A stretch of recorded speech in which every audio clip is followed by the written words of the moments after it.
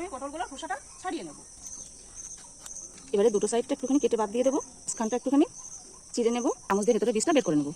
বীজটা বের করে নিয়েছি, এবার এটা জলের মধ্যে দিয়ে দেবো। আর কড়াই চাপিয়ে দেবো। আমি নিয়েছি একটা নারকল, তো চলুন প্রথম নারকলটা ছুলে নিই। তত কিছুটা পরিমাণ খাবার লবণ।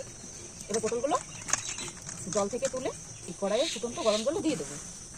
2 মিনিট হয়ে গেছে, চলুন এবার তুলে দেখি। গ্রিন ফুড কালার, এটা একদমই অপশনাল, দেখার সৌন্দর্যের জন্য দিয়ে দিলাম। এবার এটা নামিয়ে নেবো। এখান থেকে অর্ধেকটা মতন দিয়ে দেবো। চিনির রসটাও ফুটতে শুরু করে দিয়েছে, ফলগুলো সব এর মধ্যে দিয়ে দেবো।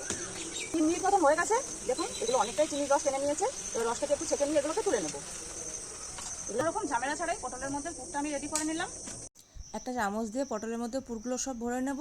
সবগুলো আমি এই যে ভরে নিয়েছি, যে দেখুন উপরের দিক থেকে একটু নারকেল কড়া ছড়িয়ে দেবো। ব্যাস রেডি পটলের মিষ্টি।